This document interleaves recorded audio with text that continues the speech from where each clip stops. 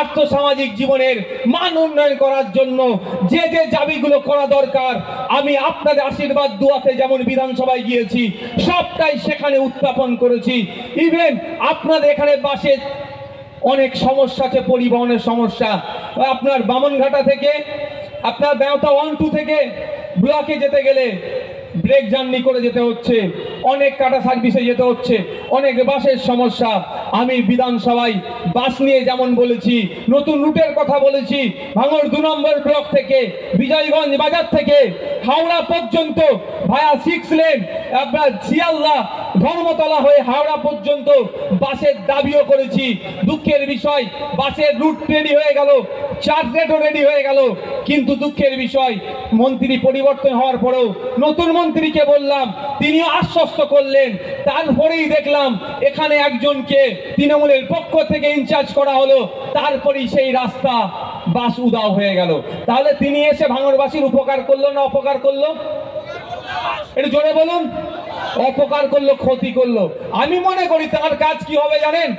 আমি যে 5টা 10টা বাস রুটের কথা বলেছি, আমার সহ 5টা 10টা সহ আরো 10টা নতুন বাস রুট ভাঙড়বাসীকে দিক, এটাই তাহলে জানবো তার দায়িত্বশীলতার পরিচয়।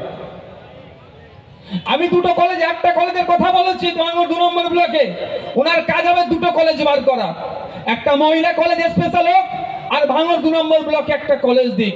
ওনার কাজ হবে ভাঙড়ে একটা ল কলেজ করার, ওনার কাজ হবে ভাঙড়ে একটা প্যারামেডিক্যাল কলেজ তৈরি করা হোক।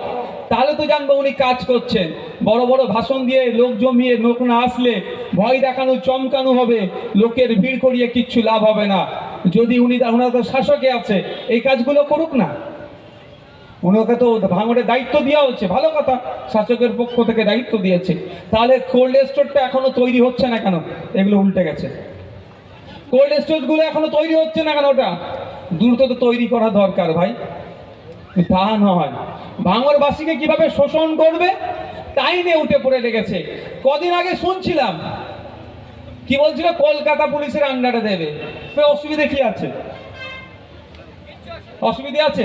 আপনার তাই এই যেখানে প্রোগ্রাম হচ্ছে অলরেডি কলকাতা পুলিশের আন্ডারে আমরা আছি, অসুবিধা কোথায়? আমাদের অসুবিধা না। আমাদেরকে একটু হয়তো চমকাতে চেয়েছিল ভাঙড়বাসীকে। আমি সাথে সাথে বলেছিলাম কলকাতা পুলিশকে আমি স্বাগত জানাচ্ছি, সাথে সাথেও আমাদেরকেও কলকাতা কর্পোরেশনের আন্ডারে আনতে হবে। কলকাতার বাবুরা যে পরিষেবাগুলো পায় ভাঙড়ের বাবুদের বাবু করে সেই পরিষেবা দিতে হবে। তখন একটু ভয় পেয়েছে ওই বিষয়টা। আর দেখছেন কোনো কথাবার্তা নেই।